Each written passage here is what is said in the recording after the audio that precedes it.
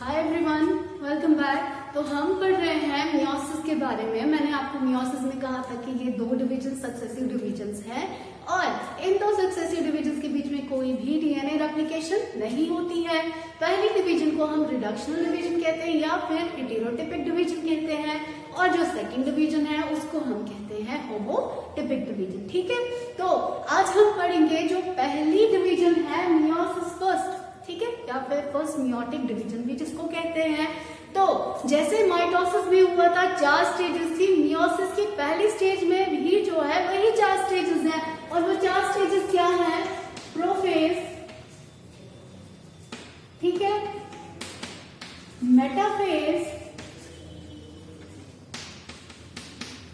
Anaphase,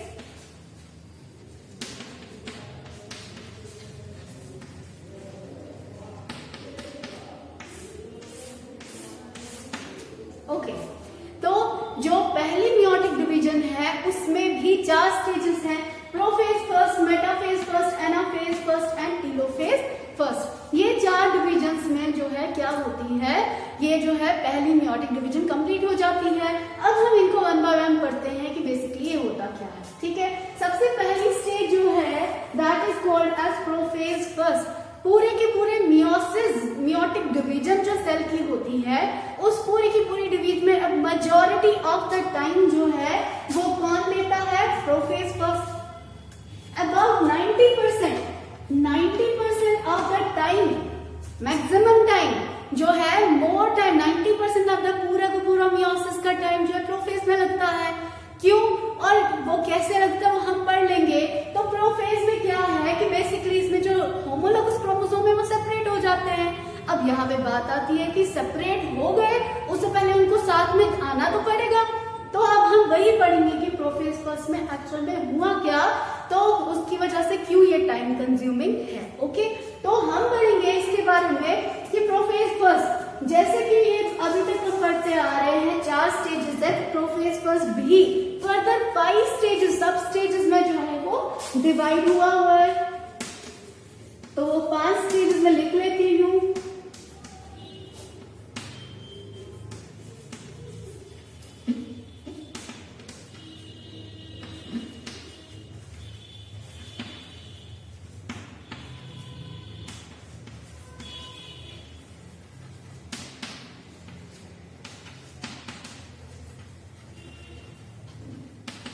okay, यहाँ पे देखिए ये है 5 स्टेजेस, सब स्टेजेस जो प्रोफेज फर्स्ट में होती है।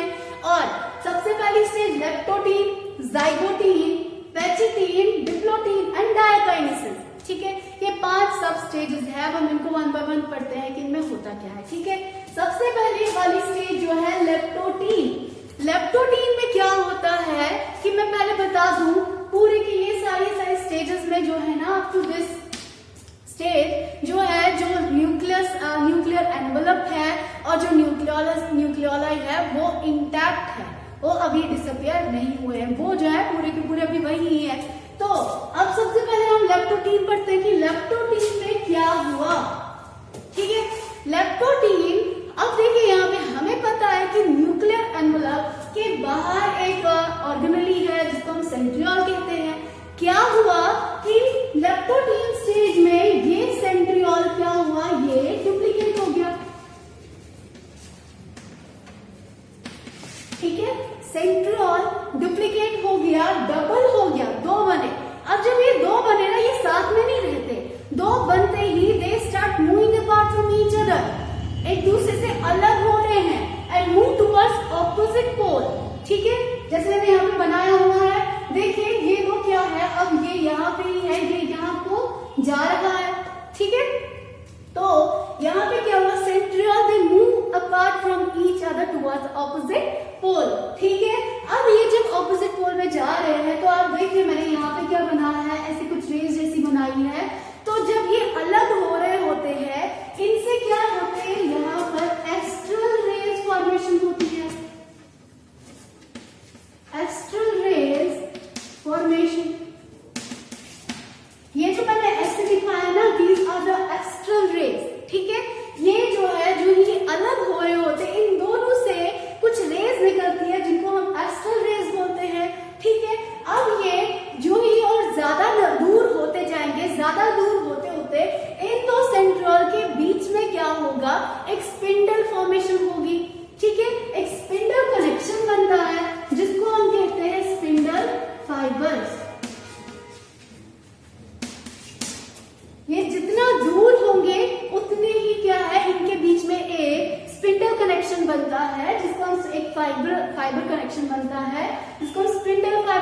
हैं, ये इन दो सेंट्रियोल को जोड़े रखा हुआ है और ये किससे बनता है, माइक्रोट्यूब्यूल। ठीक है, ये जो है माइक्रोट्यूब्यूल जो सेंट्रोसोम इन माइक्रोट्यूब्यूल्स को 1 by 1 जोड़ता रहता है और उसकी वजह से पॉलीमराइजेशन हो रही है और वो एक फाइबर बन गया, स्पिंडल फाइबर, दो सेंट्रियोल्स के बीच में। ठीक है, अब ये तो आया सेंट्रियोल की बात। ठीक है, अब क्या हुआ, क्रोमोसोम का क्या हो गया। क्रोमोसोम, आप देखिए कि इससे पहले अगर डिवीजन होती है, डिवीजन होने से पहले सेल को तैयारी करनी होती है डिवाइड करने की, और उस तैयारी को हमने कहा था ना कि वो इंटरफेज होता है। इंटरफेज के एक्स फेज में मैंने क्या कहा था आपको, इसमें डीएनए रेप्लिकेट हो गया। ठीक है, जब वो रेप्लिकेट हो गया, वहां पर क्या था, जो डीएनए है, जो क्रोमोसोम है, वो सेंट्रोमियर से, सेंटर से जुड़े हुए थे और उसने 2 क्रोमेटिड्स बनाए थे। लेकिन द थिंग इज, ये क्रोमेटिड हमें दिखते नहीं है, मतलब ये 2 है वो नहीं पता चलता, क्यों, दे आर इनडिस्टिंक्ट, ये हमें लगता है एक थ्रेड की तरह। ठीक है, अगर हम इनको देखते हैं, हमें नहीं पता कि ये 2 क्रोमेटिड्स जुड़े हुए हैं सेंट्रोमियर से, बल्कि हमें क्या लगता है ये सिंगल थ्रेड है। इसी वजह से जो लेप्टोडीन है, यहाँ पर देखिए मैंने बनाया हुआ है कि लेप्टोडीन में क्या होता है, ये थ्रेड्स जो है ये थिन फाइन थ्रेड्स की तरह लगता है, सिंगल थ्रेड की तरह लगता है। इसी वजह से लेप्टोडीन का नाम पड़ा, लेप्टो मतलब थिन, ओके, और टीन मतलब थ्रेड।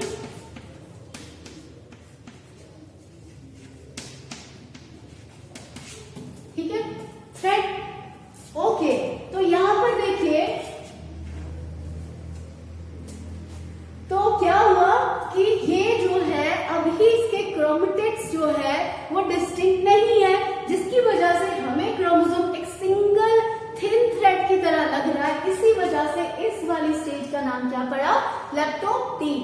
ठीक है, इसमें क्या है कि इन क्रोमोसोम्स के एंड्स जो है वो पेरिफेरी के साथ जुड़े हुए हैं सॉरी पेरिफेरी के साथ जुड़े हुए हैं, जिसकी वजह से क्या हुआ, ये जो है ना ज्यादातर हमें पेरिफेरी की तरफ फैले हुए दिखते हैं। ओके, अब क्या हुआ, नेक्स्ट स्टेज इज जाइगोटीन। ठीक है, अब जाइगोटीन में क्या हुआ वो हम पढ़ेंगे।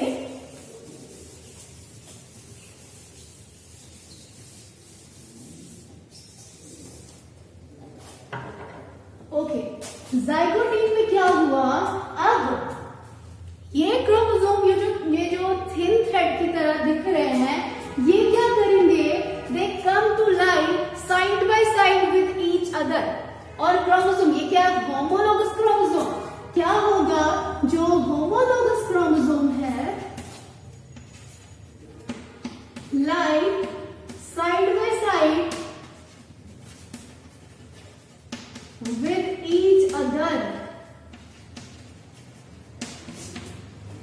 ये क्रोमोसोम में नेक्स्ट स्टेज जाइगोटीन है। जाइगोटीन में क्या होता है कि जो होमोलोगस क्रोमोसोम्स है वो क्या करेंगे, दे कम टुगेदर, वो एक दूसरे के पैरेलली अरेंज हो जाएंगे और arrange side by side arrange होंगे। तो इस पेयरिंग को, तो ये क्या बना रहे, क्रोमोसोम पेयर बना रहे हैं ना, इस पेयरिंग को हम कहते हैं साइनैप्सिस। ठीक है, इस पेयरिंग को हम क्या कहते हैं, साइनैप्सिस। अब ये साइनैप्सिस क्या है, होमोलोगस क्रोमोसोम की पेयरिंग है। 2 होमोलोगस क्रोमोसोम जो है वो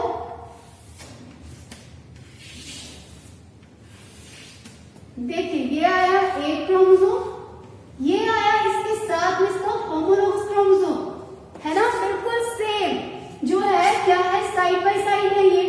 फिर देखिए ये वाला एक दूसरा वाला है,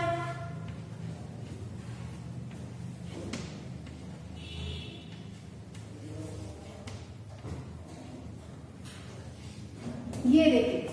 तो क्या होंगे कि ये क्रोमोसोम, ये जो थिन, अभी ये थ्रेड की ही तरह है। ठीक है, जाइगोटीन में भी क्या है, थ्रेड की तरह है। They come to like side by side parallelly एक दूसरे के साथ में जो है, और ये पेयर बनाएंगे, 1 pair, 2 pair, 3 pair and many more pairs. ठीक है, यहाँ पर तो मैंने 3 ही दिखाए हैं कि बहुत सारे पेयर्स बनाते हैं। तो इस पेयरिंग को हम कहते हैं साइनैप्सिस। अब देखिए, ये साइनैप्सिस इतनी थॉरो है कि इनके बीच में जो है एक थ्रेड लाइक ऑर्गेनेली बन जाता है, जैसे कि एक लिंक इनके बीच में, कॉम्प्लेक्स इनके बीच में बन जाता है लैडर लाइक, ठीक है।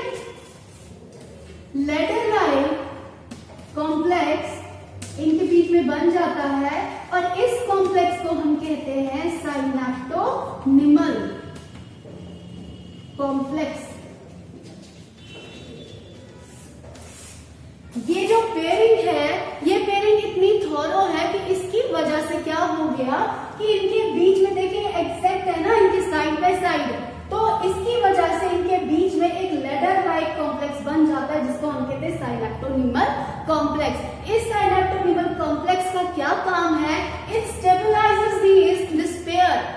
ये जो होमोलोगस पेयर्स है, होमोलोगस क्रोमोसोम पेयर है, इनको स्टेबलाइज करके रखता है कब तक? जब तक क्रॉसिंग ओवर नहीं होती। अब क्रॉसिंग ओवर क्या हम आगे पढ़ेंगे, ठीक है। तो क्या हुआ, साइनाप्सिस हुई, होमोलोगस क्रोमोसोम की पेयरिंग हुई और पेयरिंग में क्या है, साइनेप्टोनिमल कॉम्प्लेक्स जो है वो बन गया, जो क्या कर रहा है, इन होमोलोगस क्रोमोसोम को स्टेबलाइज कर रहा है, ठीक है। अब ये आया सेकंड, ये पहला क्या है, leptotene, then is the zygotene. अब थर्ड स्टेज क्या है, that is pachytene, the most important stage. सारी है इंपॉर्टेंट, लेकिन ये थोड़ा सा ज्यादा स्टेज, इसमें मेन प्रोडक्शन यहीं पे होती है।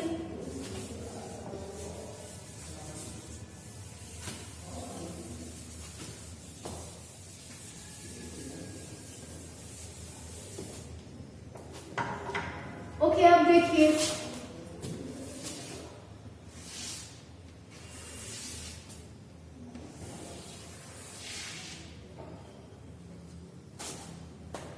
अब क्या हुआ, पैचेटीन में क्या होगा, ये क्रोमोसोम क्या होंगे, या हम पैचेटीन के बारे में पढ़ रहे हैं, क्रोमोसोम जो है वो कंडेंस होंगे, कंडेंस होंगे, शॉर्ट बन जाएंगे कंडेंसेशन से, शॉर्ट एंड थिक। अब क्योंकि इनकी कंडेंसेशन से जो क्रोमोसोम है वो छोटे हो जाएंगे और मोटे हो जाएंगे, इसकी वजह से इसका नाम पड़ा पैचेटीन। पेचस मतलब थिक और टीन मतलब थ्रेड, ठीक है। तो इसकी वजह से इसका नाम क्या पड़ा, पैचेटीन, ठीक है। इसमें क्या हुआ, जो क्रोमोसोम अभी क्या थे, होमोलोगस क्रोमोसोम थे ना, पेयर बन गया, साइनेप्सिस हो गई, ठीक है। तो अब ये पेयर जो है क्या करेगा, कंडेंस करेगा, छोटा बनेगा और थिक हो जाएगा। इसकी वजह से क्या हुआ कि जो ये कम होगा और मोटा होगा, जो क्रोमेटिड्स हैं दे बिकम डिस्टिंक्ट।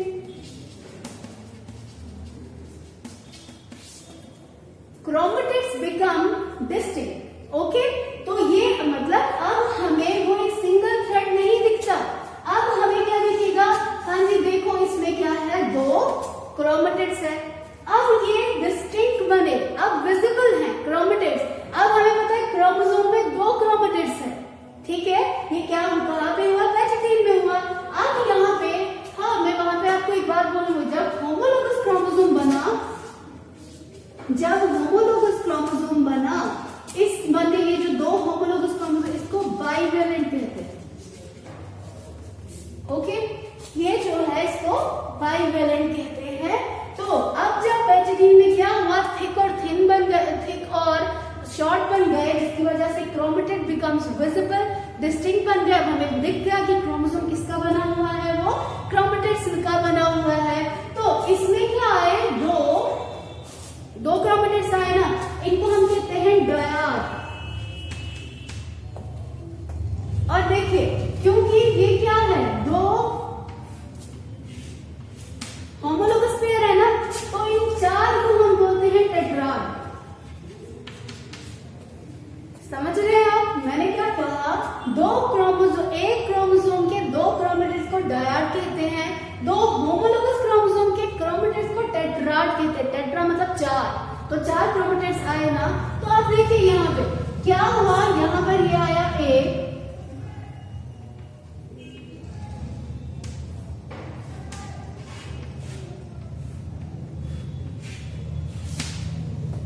है ना। तो यहाँ पे क्या हुआ, देखिए ये आए ना, इसके हो गए डिस्टिंक्ट, बन गए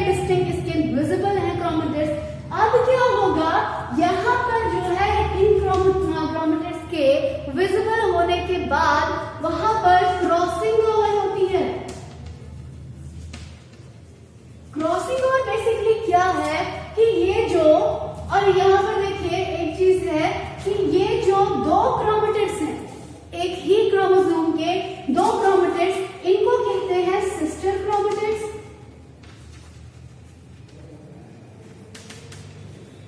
सिस्टर क्रोमेटिड्स मतलब एक सेम क्रोमोसोम के दो क्रोमेटिड्स, लेकिन जो ये दो है, ये एक क्रोमोसोम है, दूसरा क्रोमोसोम है ना, दो क्रोमोसोम। तो इनके जो क्रोमेटिड्स है, ये वाला क्रोमेटिड्स क्या है, they are non sister chromatids. Means non sister chromatids मतलब क्रोमेटिड्स ऑफ डिफरेंट क्रोमोसोम। ठीक है, तो अब देखिए क्रॉसिंग ओवर हो गया। क्रॉसिंग ओवर बेसिकली क्या है कि जो एक, देखिए यहाँ पे आया ना, ये म्यूचुअल एक्सचेंज है। क्रॉसिंग ओवर क्या है, ये म्यूचुअल एक्सचेंज है किनका, एक pieces of these non sister chromatids. इस क्रोमेटिड का एक पीस कट होगा और इस क्रोमेटिड का भी पीस, एक जो है पार्ट कट होगा। कट होने के बाद इसका वाला जो है वो यहाँ पे जुड़ जाएगा और इसका वाला यहाँ पे जुड़ जाएगा। देखिए ये कट हो गया, ये दो नॉन सिस्टर क्रोमेटिड्स है। ठीक है, ये दो नॉन सिस्टर क्रोमेटिड्स हैं, ये यहाँ से कट हुआ, ये भी यहाँ से कट हुआ। क्या होगा, कट होने के बाद ये वाला पीस जो है इस वाले क्रोमेटिड में जाएगा और इसके साथ रीयूनियन करेगा। फिर जो है ये यहाँ से यहाँ जाएगा और इसके साथ रीयूनियन करेगा। तो अब यहाँ पर देखिए, अगर ये ऐसा है, ये ऐसा है और ये ऐसा है, तो कट होने के बाद क्या हुआ, ये जो है ऐसा बनेगा,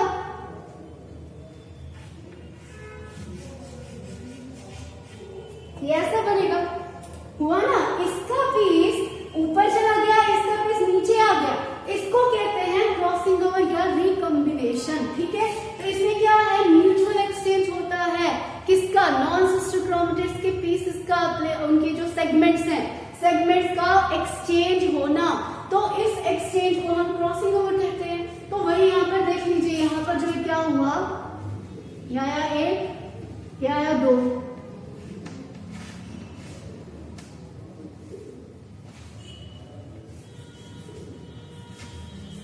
इसके क्रोमेटिड्स मैंने डार्क बनाए हैं, इसके मैंने देखिए स्पेस वाले बनाए हैं। क्या होगा, ये यहां से कटा और ये यहां से कट गया। ठीक है, अब कटने के बाद क्या होगा कि ये जो है, कटने के बाद क्या हुआ, ये दोनों अपनी अपनी जगह एक्सचेंज कर लेंगे। जैसे देखिए ये वाला यहां लग गया और ये डार्क वाला जो है यहाँ पे लग गया, इसको कहते हैं ये जो है क्रॉसिंग ओवर कहते हैं। ठीक है, अब देखिए यहाँ पे कि क्रॉसिंग ओवर तो हो गया, इसमें जो है ये कट कैसे हुआ और दोबारा जुड़ा कैसे, जब क्रोमोसोम जो है ब्रेक हुआ, ब्रेक होता है बाय एन एंजाइम जिसको हम कहते हैं एंडोन्यूक्लियस, और जो रीयूनियन हुआ, रीयूनियन होता है लाइगेज एंजाइम से।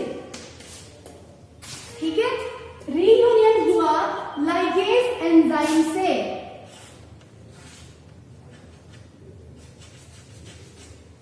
ठीक है, तो एंडोन्यूक्लियस एंजाइम ने इन नॉन सिस्टर क्रोमेटिड्स को ब्रेक किया और लाइगेज एंजाइम ने इनको दोबारा से जोड़ दिया। ठीक है, तो ये जो ब्रेकिंग है, मतलब ये जो ब्रेक हो गया सेगमेंट, उसको हम कहते हैं निकिंग। जो सेगमेंट ब्रेक हो गया, इस ब्रेकिंग ऑफ सेगमेंट को हम कहते हैं निकिंग। और जो रीयूनियन हुआ, ये जो दोबारा जुड़ा, इसको कहते हैं हम annealing, ANNELING, annealing, nicking and annealing. ये किसमें हुआ, इसमें पैचिटीन में हुआ। ठीक है, पैचिटीन समझ आया, इसमें क्रॉसिंग ओवर हुई। Crossing over is the most important part. ठीक है, तो अब देखिए, अब पैचिटीन भी हो गया। Pachytene is soon followed by डिप्लोटीज।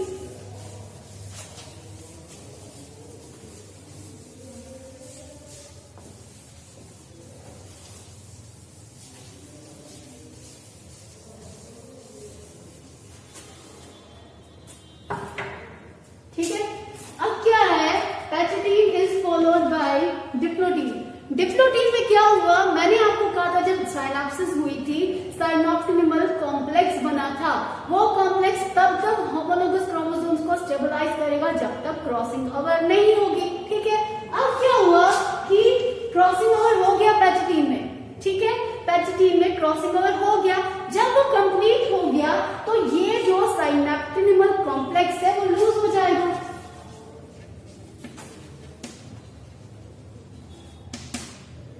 साइनेप्टोनीमल complex become loose and disappear, क्योंकि इसका काम खत्म हो गया ना। इसका काम क्या था, इसको स्टेबलाइज करना तब तक जब तक क्रॉसिंग ओवर नहीं होती। क्रॉसिंग ओवर हो गई, अब क्रॉसिंग ओवर होने के बाद साइनोप्टिमल कॉम्प्लेक्स जो है वो क्या हो गया, खत्म, ऐसा ऐसा लूज हो गया और डिसअपियर हो गया। इसके डिसअपियर होने की वजह से क्या हुआ, जो ये क्रोमोसोम्स है वो क्या करेंगे, होमोलोगस क्रोमोसोम वो जो है अब अलग होना शुरू करेंगे। लेकिन ये होंगे तो होंगे, एक पॉइंट है जिसको हम कहते हैं कियास्मेटा। ये जो पॉइंट है कियास्मेटा, इन पॉइंट्स पर ये सेपरेट नहीं होता है। क्यों? क्योंकि यहाँ पर जो एक्सचेंज हुआ था ना पैचिटीन में क्रॉसिंग ओवर के ड्यूरेशन में, जो वो एक्सचेंज हुआ था उनकी वजह से वहां पर जो ये जो कियास्मेटा बेसिकली इज व्हाट, ये जो है एक साइट है जहां पर क्रॉसिंग ओवर हुई। ठीक है, तो इन जगहों पर जो है ये इन दो होमोलोगस क्रोमोसोम को जोड़े रखता है। अदर देन दैट बाकी सब अलग हो गया। ठीक है, इसके बीच का साइनेप्टोनीमल कॉम्प्लेक्स जो है वो खत्म हो गया। अब देखिए इसको सिर्फ कियास्मेटा, कियास्मा मतलब क्रॉस पीस। अब ये तो ये इन दो साइड्स पर जो है क्या हो रहा है, ये जो है इसको जोड़े रख रहा है। अदर देन दैट दोनों होमोलोगस क्रोमोसोम ऑलमोस्ट अलग हो चुके हैं। अब जो है ये आया डिप्लोटीन में। अब क्या हुआ, next is followed by diakinesis. Diakinesis में क्या हुआ कि अब जो क्रोमोसोम है फर्दर कंडेंस करेगा। इसके कंडेंस होने की वजह से क्या है, ये कियास्मेटा जो है दे start moving towards the end of the chromosome. ये कंडेंस ऐसे होगा और इसलिए यहाँ को मूव करेगा, तो इसकी वजह से कियास्मेटा भी डिसअपियर हो जाएंगे। कियास्मेटा भी डिसअपियर हो गया। कैसे? जब क्रोमोसोम फर्दर कंडेंस हुआ, समझे ये इतना है, कंडेंस होने के बाद ये ऐसे ऐसे ऐसे यहाँ के लिए आ रहा है, हो रहा है ना, और ज्यादा छोटा, और इसकी जो क्रोमोसोम की डिस्टिंक्ट फॉर्म है, जो उसकी एक्चुअल फॉर्म है, अब वो कंडेंस होने के बाद अपनी एक्चुअल फॉर्म लेगा। तो वो फॉर्म लेने के लिए इसको कंडेंस करना है। कंडेंस करने की वजह से ये जो कियास्मेटा है ये क्रोमोसोम के एंड्स की तरफ मूव करते हैं और अल्टीमेटली डिसअपियर हो जाते हैं। ठीक है, अब कियास्मेटा डिसअपियर हो गया, दोनों होमोलोगस क्रोमोसोम अलग हो गए। ठीक है, अलग होते ही क्या हो गया, न्यूक्लियर एनवेलप जो है वो भी डिसइंटीग्रेट हो गया, वो भी डिसइंटीग्रेट हो गया और न्यूक्लियोलस भी डिसअपियर हो गया। न्यूक्लियोलस भी डिसअपियर हो गया। समझे? तो ये जो है ये सारा कुछ जो है किसमें हुआ, प्रोफेज फर्स्ट में हुआ। That's all for today. Thank you very much. So see you in the next lecture. Thank you very much.